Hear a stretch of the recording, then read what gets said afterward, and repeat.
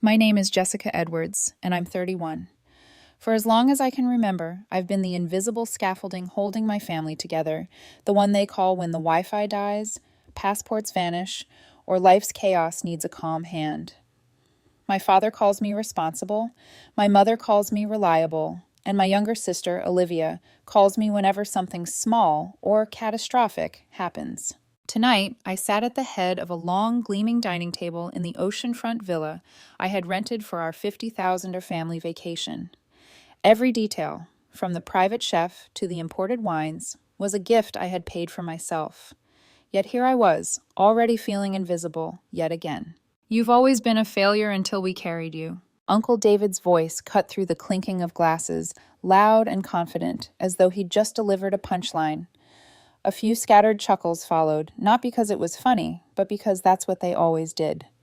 My father swirled his wine, trying to appear indifferent, while my mother kept cutting her steak, her knife slicing through the tension as if it didn't exist. I sat back, swirling my drink, watching the people around the table. They were all enjoying the vacation I had financed.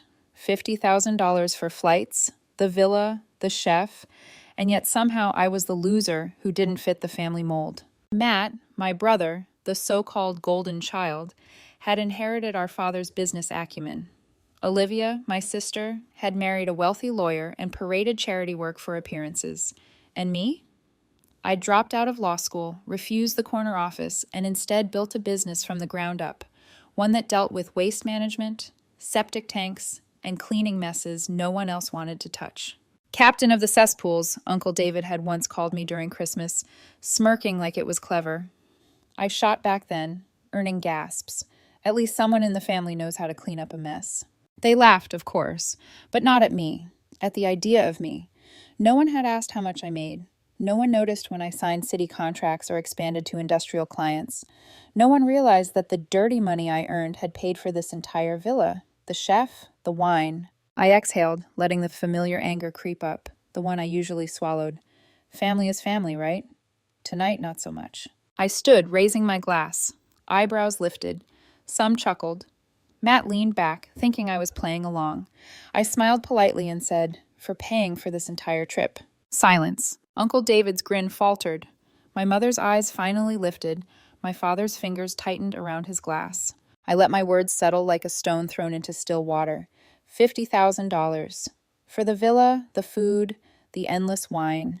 You've all been enjoying it. Cheers. To the failure who somehow managed to pay for everything with clean money from a dirty job. Dead silence. Matt looked like he had swallowed a lemon. Olivia laughed nervously. Uncle David muttered, "Just a joke." I smiled at him. Funny, I don't hear anyone laughing. I sat back down, taking a slow sip, watching the tension crackle across the table. Dinner suddenly didn't taste so good for them anymore.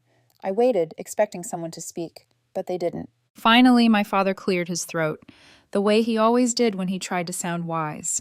My gaze stayed fixed, unreadable. My mother acted unconcerned. I could see through her, though. I could see the truth gnawing at them. "What's wrong?" I asked, lifting an eyebrow. "Is it hard to swallow the truth, or just hard to admit that this failure paid for all of this?" Matt finally spoke, setting down his fork. "It's about status," he said stiffly. I laughed.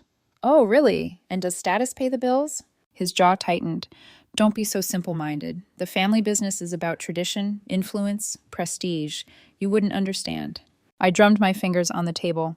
"Right. So let me get this straight. You struggle to make ends meet and call it building a legacy. But if I succeed in my field, I'm still a joke because my work isn't glamorous enough for you?" My mother clenched her teeth. "Money isn't everything," she said, but her voice wavered. I picked up my glass and took a slow sip. "Tell that to the waiter when the bill comes." Silence hung over this table like a fog. My father, my brother, my mother, all of them confronted the uncomfortable reality I had laid bare. The failure was holding them up. I sighed, leaning back. "You all love to talk about prestige, influence, and legacy. Yet none of you actually do anything. You sit around living off a name that means less each year, waiting for Dad to fix your problems, while looking down on me for actually working." Matt rolled his eyes. "Here we go." I ignored him. "None of you understand what it takes to build something real, from nothing, with your own hands, and yet you criticize me for it." My father finally spoke, calm but firm. That's enough, Jessica. I turned to him. Is it? Because I'm just getting started. He exhaled, rubbing his temples. No one doubts you work hard, but there are expectations, responsibilities in this family.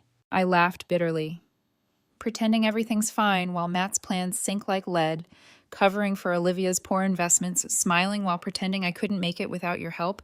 That's responsibility? No one disagreed. That silence was all the confirmation I needed. I let it settle. I swirled my drink and sipped again. Here's a reality check. Prestige doesn't pay the bills. Status doesn't put food on the table. Respect? Respect means nothing if the people demanding it haven't earned it. Matt pushed back his chair and stood, furious. You think you're better than us. I met his eyes. No, I just know my worth, and it's a lot more than the titles you chase. He opened his mouth, maybe for another insult, maybe to regain control, but no words came. Instead, he stormed out, slamming the balcony door. I ran a hand through my hair. That's the difference between us. When things get uncomfortable, I stay. I deal with it. They run. My father looked tired, older somehow. You don't have to do this. I smiled without humor.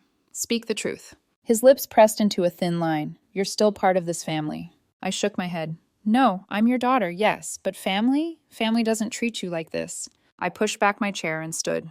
Where are you going? Olivia asked hesitantly. To enjoy the rest of my vacation, I said, turning my back on them. You're welcome, by the way. And with that, I walked out, leaving them in the mess they had made. For the first time, I wasn't the one cleaning it up. The next morning, the villa felt different, calm, almost eerily so.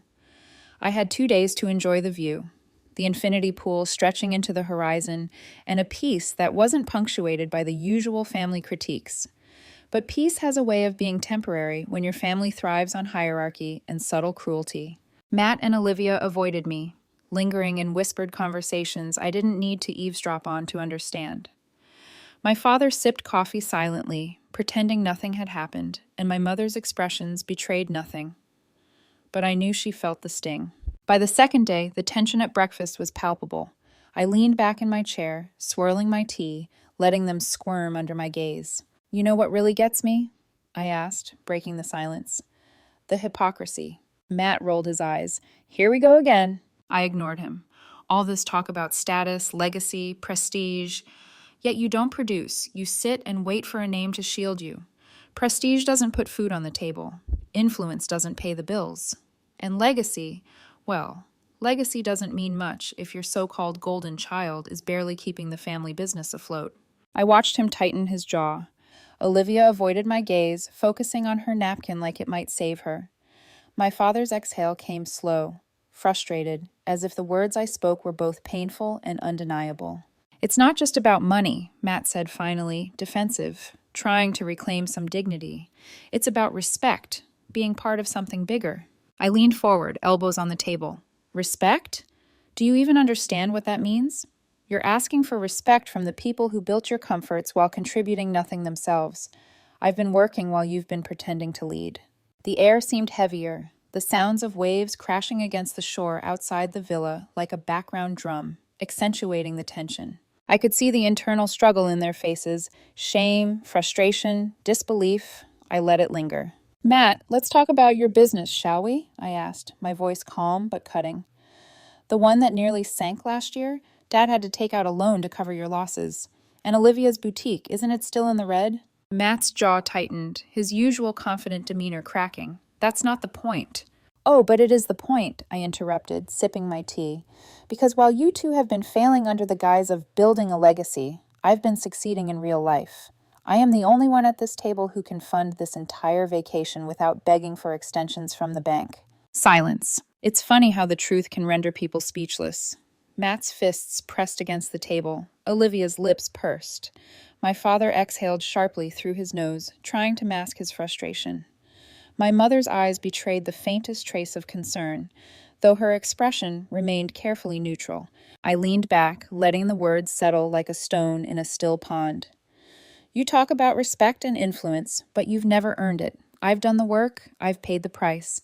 And yet I'm the one constantly reminded of how less than I am. Matt's face turned red. You think you're better than us.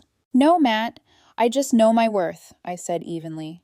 and it's far higher than whatever title you cling to while sinking your own ventures."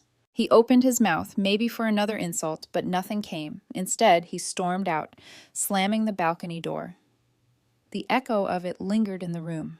I ran a hand through my hair, feeling the familiar satisfaction of asserting control over the chaos they tried to wield. That's the difference between us. When life gets uncomfortable, I face it. They flee. My father sighed, rubbing his temples. "You don't have to humiliate them." "Speak the truth," I replied softly but firmly. His lips pressed into a thin line. "You're still part of this family." I shook my head. "No, I'm your daughter. Yes, but family? Family doesn't treat you like this." Even my mother, usually a master of composed detachment, seemed to flinch at my words. I pushed back my chair, standing. "Where am I going?" Olivia asked hesitantly. "To enjoy the rest of my vacation," I said, turning to leave. "You're welcome," I added, my tone dripping with the irony they refused to see. And with that, I left them in the tension they had created, savoring the rare taste of autonomy. Over the next 2 days, I reveled in the quiet power of choice. I swam in the infinity pool, watched the sun slip into the horizon with a glass of wine in hand, and finally allowed myself to feel the joy of living for me, not for the relentless judgment of my family. Yet I knew peace would be fleeting. My family never forgives perceived slights, and those who thrive on hierarchy cannot abide a challenge to their authority. The storm was coming, and I was ready to meet it on my terms. Foreshadowing lingered in the ocean breeze. This vacation, these confrontations, were just the opening act. The real reckoning was yet to come. The villa felt impossibly quiet on the third morning. For once, I woke without the usual anxiety that accompanies a room full of judgmental relatives. I sipped my coffee on the balcony, listening to the gentle crash of waves against the shore, letting myself enjoy the view I had paid for. Of course, tranquility never lasts when your family is used to taking control and demanding loyalty. The first sign came with a knock at the villa's main door. It was my father, holding a half-empty glass of whiskey, looking older, thinner, smaller somehow. His presence carried urgency. "We need to talk," he said. I tossed my sunglasses on the table, raising an eyebrow. "Do we sit down, or do I stand here like a hostage?" He exhaled, rubbing his temples. "I'll just get to the point. The family business, it's in trouble." I arched an eyebrow, trying not to smirk. "No kidding. This isn't a joke?" He gave me a sharp look. "This is serious. We've lost key investors. Matt's last expansion attempt was a disaster. The bank won't extend another loan. Without intervention, the company could collapse." I let the words settle, savoring the delicious irony. For years, they had belittled me, called me a failure, mocked my work because it wasn't glamorous or prestigious. And now, the very family who had ridiculed me needed my expertise. "Let me guess," I said, leaning against the counter. "You want me to help bail you out." He said nothing, which was answer enough. I laughed softly, shaking my head. "Funny how this works. A few nights ago, you were all making sure I knew I'd never belong at this table, and now here you are asking for help." "It's not just about us," he said, frustration creeping into his voice. "Employees rely on us. Families need their paychecks. This isn't just about pride." I tilted my head, unimpressed. "You're sure about that? Because if it were only about protecting jobs, you would have swallowed your pride and asked me before everything went to hell. Instead, you waited until the last possible moment." Silence. I crossed my arms, letting him stew. "You don't just need cash," I continued. "You need someone with actual business sense to clean up Matt's mess, right?" He didn't answer. I scoffed. "So let me get this straight. I was never good enough to sit at your table as an equal, but now I'm suddenly competent enough to fix all your problems?" "You're still part of this family," he said, trying to sound reasonable. I laughed, bitter and dry. "That's rich. When did I become family again? The moment you needed my bank account?" His patience snapped. "For God's sake, Jessica, stop being petty. This is about something bigger than you." I stepped closer, lowering my voice. "No, Dad. This is the first time it's ever been about me. I've been doing the work, paying the bills, keeping your luxurious lifestyle afloat. You never cared when I succeeded. You only noticed when you couldn't manage without me." I grabbed my sunglasses from the table and turned toward the stairs. "Where are you going?" he asked. "Now?" "To get some sleep," I replied, but my tone left no room for argument. "And just so we're clear, I'm not giving you a dime." His expression darkened. "You're willing to let your own family fail?" I smiled, cold and steady. "No, I'm finally willing to let you deal with your own consequences." I left him standing there, whiskey in hand, staring at the remnants of the control he had tried and failed to assert. Rich, powerful people never accept no. They never see consequences for themselves. But I did. I wasn't going to bail them out. Not this time. The next morning, my mother appeared on the villa's patio, sipping tea like nothing had happened, smooth, composed, waiting for me. "Good morning, darling," she said, her voice flawless. I grabbed a coffee and sat across from her, not bothering with pleasantries. "Did Dad send you?" Her smile didn't reach her eyes. "Your father is upset. He doesn't understand why you're being so stubborn." I snorted. "Oh, I don't know, Mom. Maybe it's because you've all spent years making sure I knew I wasn't good enough. And now suddenly, because you need my money, I'm valuable?" "Don't be dramatic," she said smoothly. "This is about family, responsibility." I leaned back, calm but cutting. "No, this is about control. You don't care about my success. You care about what I can do for you." Her expression hardened for just a second before she recovered. "That's not true. We want you to be part of something bigger, part of the family business again." I laughed sharply. "You mean the failing business Matt ran into the ground? That you all mocked me for not joining when I could have?" She leaned in slightly, trying to mask desperation with composure. "It's not failing. The bank disagrees. You have potential, but you've wasted it." I clenched my jaw. "I've built something real while your business falters. That's not a waste." "It's about image," she pressed, finally breaking her calm. "You don't understand how important legacy is." I shook my head, standing. "No, you don't understand. I don't need your approval. I never did, and I'm done playing by your rules." Her next words were the expected guilt trip. "What about Matt? If the business fails, what happens to him? To Olivia? To all of us?" I turned slowly. "So it's guilt now. You're asking me to sacrifice myself so you don't face the mess you created. You want me to clean up after Matt, just like I've always had to clean up after this family." She looked at me with something close to pity. "You don't get it. No matter how successful you are, you'll never have what we have, the respect, the status." I nodded slowly. "Respect? The kind that disappears the moment the money runs out? That kind?" She said nothing. I took a final sip of coffee. "No, Mom, I'm not saving Matt. I'm not saving your business. I'm not saving any of you. You want someone to clean up your mess? Hire a professional. I hear sanitation pays well." And with that, I walked away, leaving her in stunned silence for the first time in her life. I should have known this wouldn't end quietly.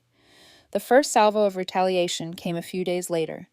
Whispers, phone calls from old business associates, hints that my reputation was under attack. Classic damage control. If they couldn't coerce me, they would try to pressure me. But I was ready. I had spent a career cleaning up messes, and now it was time for the tables to turn. The weekend arrived with the warm buzz of the city's elite. My family had invited the creme de la creme of business magnates, socialites, and investors to a charity gala, a stage carefully curated to showcase their wealth, influence, and legacy. They didn't expect me to appear. How could they? In their minds, I was still the working-class embarrassment, the daughter who had wasted her potential in sanitation. I dressed meticulously, a tailored navy suit, heels that clicked purposefully on the marble floors. My reflection in the mirror wasn't just a reflection of my appearance. It was a reflection of who I had become. Confident, powerful, untouchable. The moment I stepped into the ballroom, the energy shifted. Heads turned. Conversations paused mid-sentence. My mother's smile faltered. Her carefully cultivated composure cracked just slightly.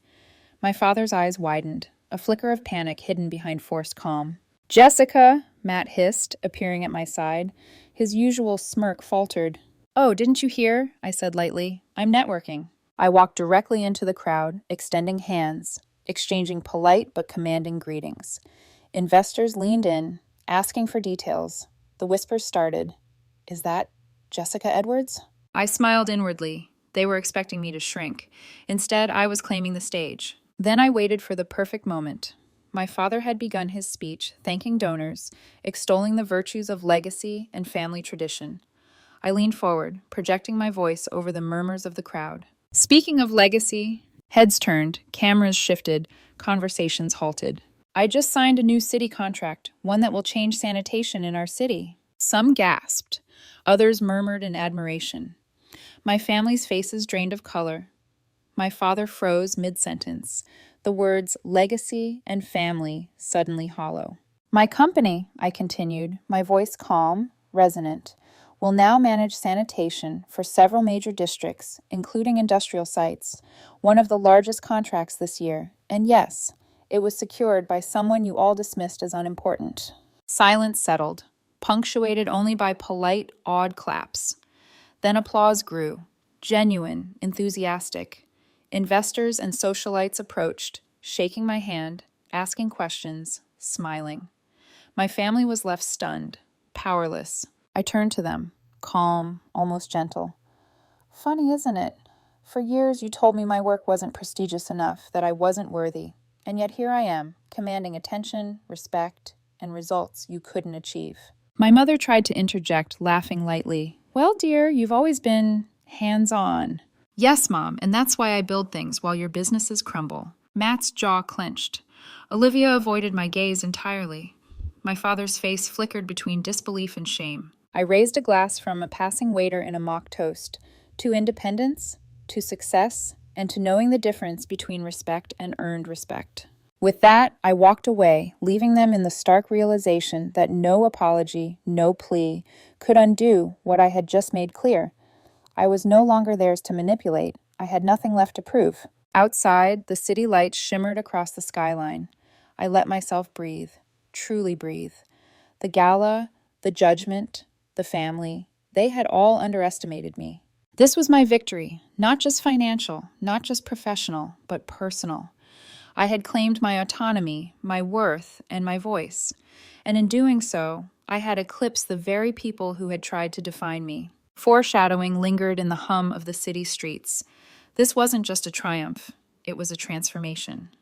The girl they tried to keep small had grown into a force they could neither control nor diminish. 1 year had passed. The city below my office window glittered like a promise I had earned through hard work, determination, and grit. The skyline stretched far beyond the reach of my family's influence, a reminder that I had built something real while they clung to fading prestige. My assistant knocked.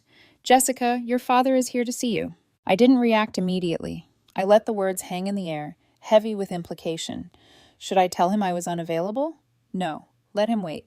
Let him feel a fraction of the impatience I had endured for decades. Send him in, I said finally, my tone calm, almost detached. A few minutes later, my father walked in. He looked smaller, wearier, the toll of a failing business etched across his features.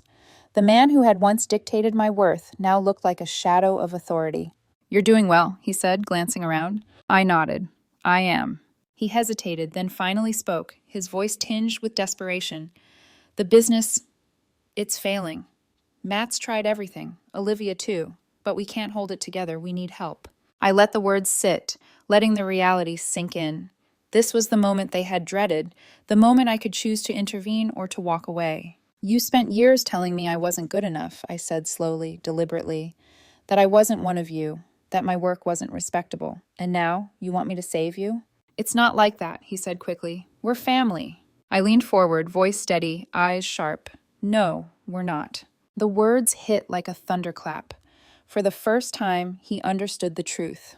I was no longer their child to control, no longer the daughter who silently carried their judgments. I'm sorry, he said, almost whispering, for everything. I studied him for a long moment, watching the weight of years of misguided expectations and failures finally settle upon him. Then I stood, adjusting my blazer with deliberate calm. I know, I said, and I forgive nothing. You made your choice. I made mine. I walked him to the door, my posture strong, unwavering. Goodbye, Dad. This ends now. No amount of regret, no appeals to guilt, could undo the life I had built for myself. I had taken control, claimed my worth, and stepped fully into the person I had always been capable of being. As the door closed behind him, I exhaled, letting the city's hum fill the silence. For the first time in decades, I felt truly unbound. 1 year later, my office was a reflection of my journey. Contracts signed, businesses thriving, and a life fully my own. My family? They were still navigating the consequences of their choices. I didn't pity them. I didn't fear them. I simply existed, powerful, independent, and unshakably me. The past was behind me. The future, mine to shape. And for the first time, I allowed myself a quiet, genuine smile.